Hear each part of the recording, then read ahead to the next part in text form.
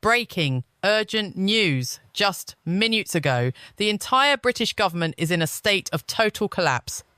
We are coming to you live from London as Keir Starmer's government is confirmed to be finished, brought down by a constitutional crisis so profound it has shattered Westminster into pieces. This is not a drill. This is not a political negotiation. This is the end of a government. And it was all started by one man, the future king. Prince William's speech, the one insiders are now calling the 5 minutes that ended a prime minister, has done the unthinkable. He didn't just break protocol, he broke an entire government. We must be absolutely clear about what ignited this firestorm. This chaos is the direct result of the catastrophic arrogance of Prime Minister Keir Starmer himself.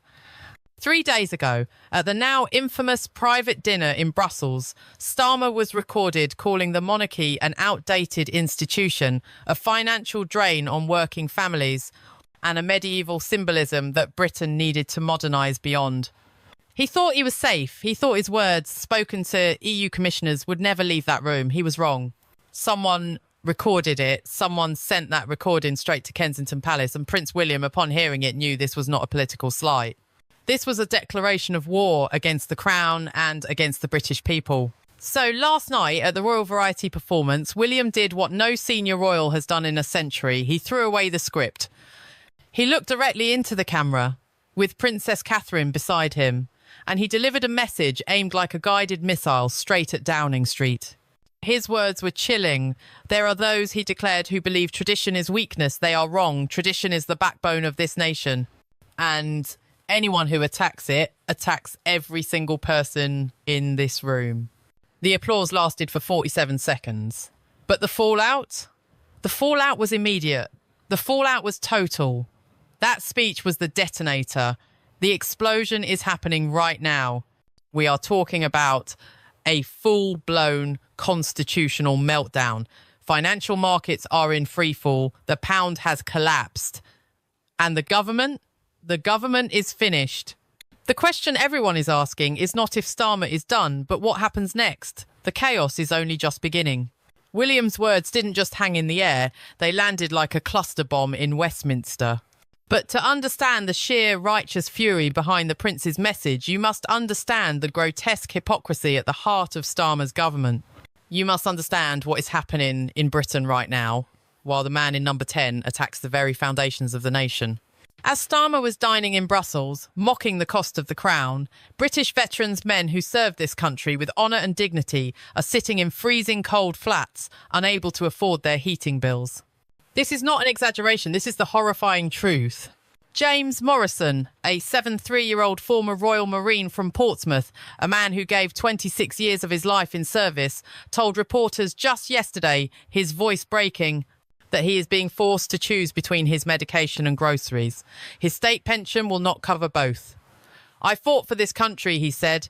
Now I can't even keep my home warm. His story is not unique. Thousands of veterans, the very people who upheld the traditions William spoke of, are facing the same impossible, agonising choices every single day. And where is the Prime Minister while this happens? He is at Chequers, his taxpayer-funded 1,500-acre luxury estate. He is enjoying its heated indoor swimming pool. He is eating chef-prepared meals worth thousands of pounds per week, all paid for by you. We are talking about a Prime Minister who, record show, claimed £17,000 in clothing allowances last year alone. Designer suits, private tailors, luxury accessories. The contrast is not just shocking, it is obscene. It is so morally bankrupt that even lifelong Labour supporters, the very heart of his party, are calling it what it is, an unforgivable betrayal. And now, with Prince William's public rebuke echoing across Britain, Keir Starmer faces a reckoning he never saw coming.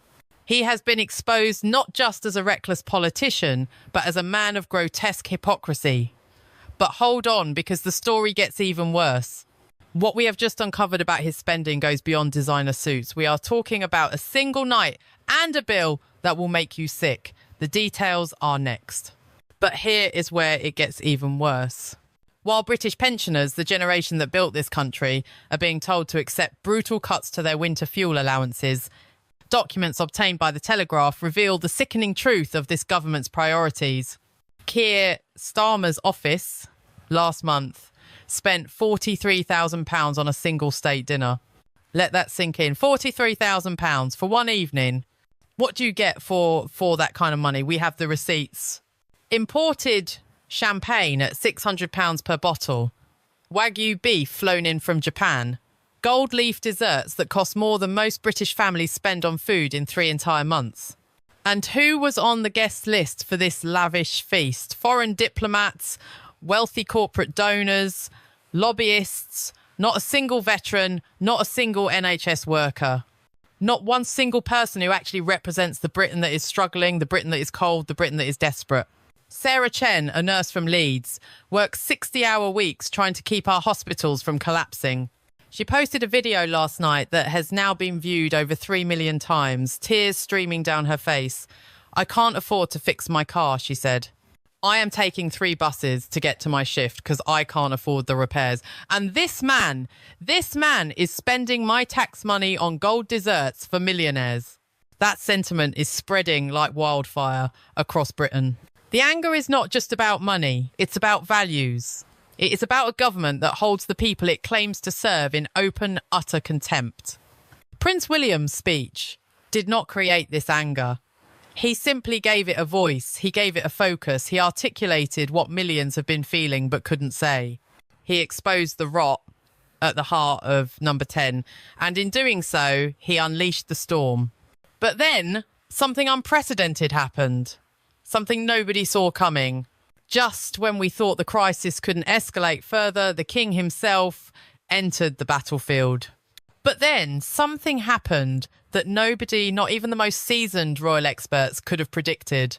King Charles, a man who has maintained absolute scrupulous silence on political matters since his coronation, broke 70 years of royal precedent with a single devastating action.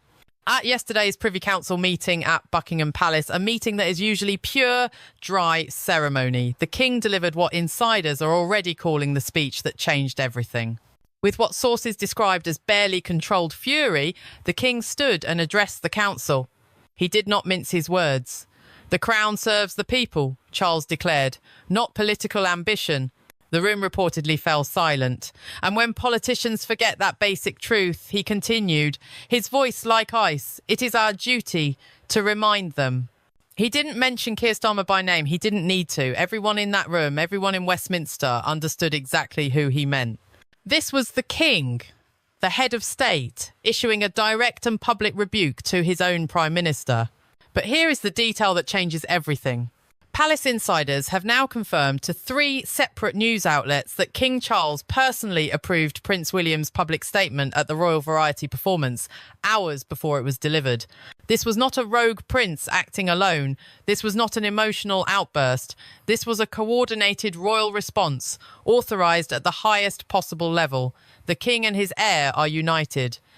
The optics are absolutely catastrophic for Keir Starmer, when both the current king and the future king signal that a prime minister has crossed a fatal line, that prime minister's days are numbered.